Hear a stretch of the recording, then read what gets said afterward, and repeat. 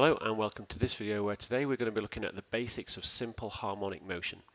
Now an object moves in simple harmonic motion if it basically just oscillates backwards and forwards and there's no friction involved, so it's not slowing down, and also if we're not forcing it to, so if we're not pushing it backwards and forwards. So one example of that is if we take, for example, a mass on a spring and we pull it to one side and then we just let it go and it'll just oscillate backwards and forwards. And provided there's no friction between this object and the floor, it'll just keep on going. And that is an example of simple harmonic motion. Other examples of simple harmonic motion are, for example, a pendulum swinging backwards and forwards. In real terms, for example, a child on a swing. Now I know there are frictional forces in all of those, but in a sort of ideal situation, we would say that those things oscillate with simple harmonic motion. There are two definitions we need before we can move on and actually define simple harmonic motion. The first one of those is the equilibrium position. Now the equilibrium position is the midpoint of an object's motion. Okay, it's the point at which the resultant force is zero, and if we just sat this thing here, then it would basically just stay there because the resultant force is zero. If we pull this thing to one side, then it will oscillate backwards and forwards, but the middle of that, the midpoint of that oscillation will be the equilibrium position. And if we've pulled it to one side like this and we hold it there, then we could measure the displacement. The displacement is simply the distance from the equilibrium position to the object. So this distance measured in meters is known as the displacement. Now we can take those two things and we can use them in our definition of simple harmonic motion, which is this. And the definition of simple harmonic motion, or SHM, relates the acceleration of the object to its displacement. And what it basically says is that the acceleration is directly proportional to its displacement, which makes sense because if you pull this a little bit, then you've stretched your spring just a little tiny bit, so there'll be a small force. So a small displacement means a small force, and the small force means a small acceleration. So small displacement, small acceleration. Pull it a lot though, right out here, then you're going to end up with a big displacement. You've pulled the spring a lot, so you have a big force, so therefore you have a big acceleration.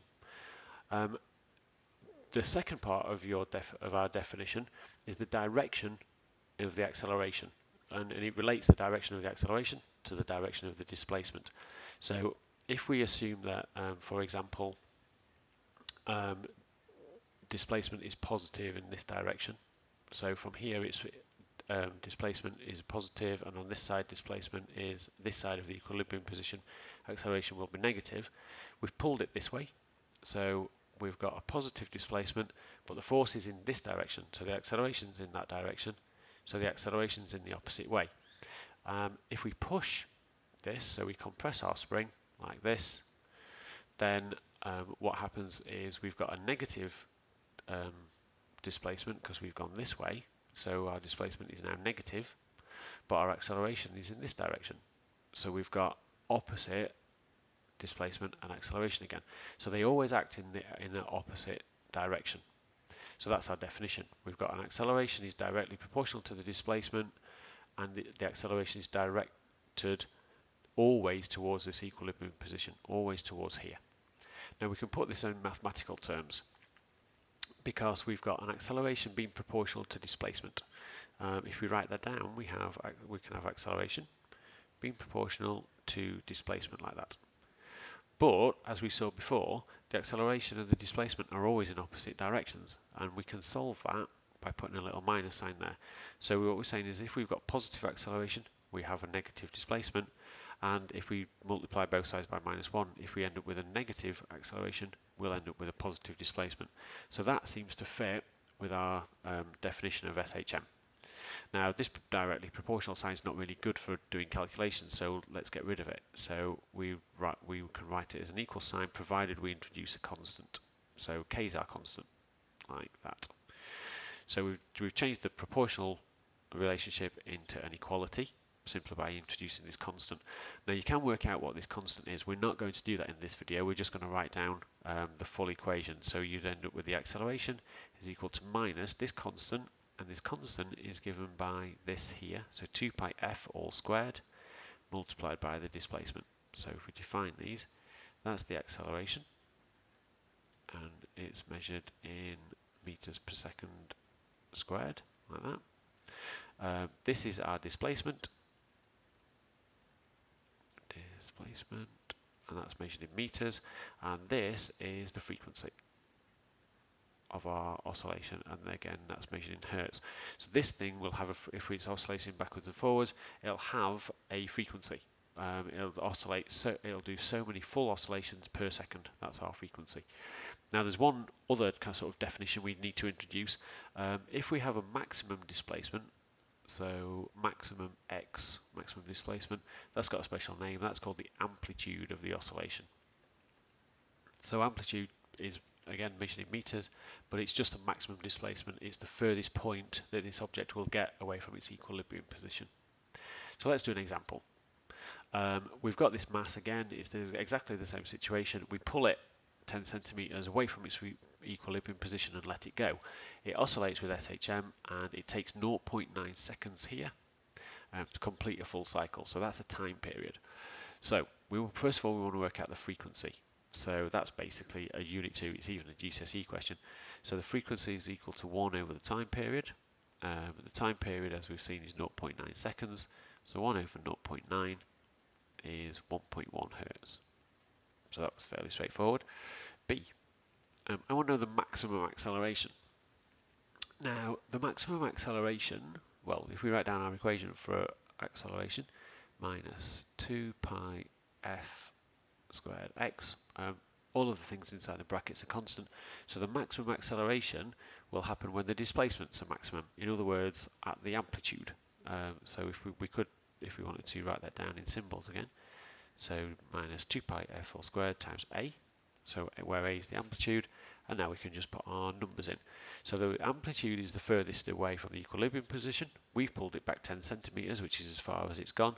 So our amplitude is equal to this in meters, so 0.1 meters. So if we put our numbers in, we end up with minus 2 pi times the frequency we've just worked out, all squared, multiplied by 0.1. And if we do that on our calculator, we should end up, I think, with 4.8 meters per second. So this thing's traveling at 4.8 meters per second at its furthest point. Finally, we want the acceleration when the displacement's 5 centimeters, so when the displacement's only half of its amplitude. And again, we can basically just put this straight into our equation, so we know all of the parts in those brackets, multiply it by the displacement this time, and if we do that, we end up with 2.4 meters per second, as you'd expect, because it's just half of that. So we can work out the acceleration at any point along here, and if we really wanted to, if we knew the displacement and the acceleration, we could, for example, we could work out the frequency. Now, there are a couple of other bits and pieces that we can also calculate. You can show that the velocity of this object is given by this equation here. So this is our velocity, which is measured in meters per second. A again is our amplitude in meters, and x again is our displacement, which again is measured in meters. So you can see that at any point the velocity depends upon the amplitude, so how far you pulled it to start off with, and the distance away from the equilibrium position. One kind of important bit is when you get the maximum velocity. So the maximum velocity happens when this thing's a maximum. So Vmax is equal to plus or minus 2 pi f times the maximum of the square root. Well, that's the biggest when x is 0. So if you put x is 0, you get the square root of a squared. Well, the square root of a squared is just a, so you end up with plus or minus 2 pi f times a. So that's when the velocity is a maximum. The velocity is a maximum exactly in the middle. So you end up with maximum velocity here. And it's also quite interesting to see that if the amplitude, if you set the displacement equal to the amplitude, then the velocity is 0. So in other words, at its furthest point away from the equilibrium point, then the velocity equals 0. And we'll come back to that in a second. There's also an expression for the displacement, which is x. So that's our displacement, again measured in meters. Again, that's our amplitude, again measured in meters. And these things, again, frequency measured in hertz, and this is the time. So this is the time. So if you pulled it to one side, started a stopwatch, and you timed a certain time, and you wanted to know the displacement after, for example, I don't know, 2 seconds of oscillations, if you know the frequency, you know the amplitude, you can work out how far away from the equilibrium point this is. Now, if we just come back to this for 1 second, if we looked at this, we saw that the maximum velocity was in the middle. And if you go back to your equation for the acceleration, what you find is that at that point the acceleration is equal to 0. So there's no acceleration in the middle, but you've got a maximum speed. However, when the displacement is equal to the amplitude, so at its furthest away from the equilibrium point of view, you have no velocity, but you have maximum acceleration. And lots of people find this quite confusing, because how can you have a really big acceleration if you have no velocity? Well, if you think about it, when you've pulled this over onto this side and you let it go, just as it gets back to this point, it's slowing down, it slows down, it slows down, it comes to an instantaneous stop, which is why the velocity is 0 meters per second. But the spring is as stretched as it's going to be, so the force in the spring is really big, and if the force in the spring is really big, then you end up with your maximum acceleration. So here you're accelerating, but you're not moving, at least instantaneously, and it's the same on the opposite side. So let's use these equations in our final example. So we've got the same thing, it's exactly the same question as before, apart from now we're finding the maximum velocity and we're finding the displacement of the mass after this time. So we just use the equations we've just seen. So the maximum velocity is when the displacement is equal to the amplitude. So we just use the equation that we've just seen. So 2 pi f times the amplitude. We put our numbers in, so we get plus or minus 2 times pi times 1.1, because that's the time period. We worked out the frequency in the previous question, multiplied by the displacement, by the amplitude, which is 0.1 meters. And if we do that, then we should get 0.7 meters per second. So that's our velocity. In actual fact, that's our maximum velocity. So that's the fastest it's traveling. For B, we want to find the displacement 0.4 seconds after we've let it go. So we simply use our displacement equation, and we end up with A. So we've got this A cos 2 pi f t. Put our numbers in. 0.1 times the cosine of 2 pi times 1.1 times 0.4. We do that on our calculator and we end up with minus 0.09 meters. So it's almost gone back, it's almost at its full displacement, but on the opposite side.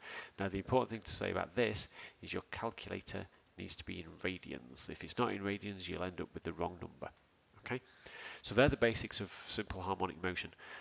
We've got a definition for SHM, and then we've got a number of equations. SHM is quite a mathsy topic. You just basically need to be able to find the correct equation from your data sheet and then use the right information to get the right calculation. So thank you very much for watching, and I'll see you again soon.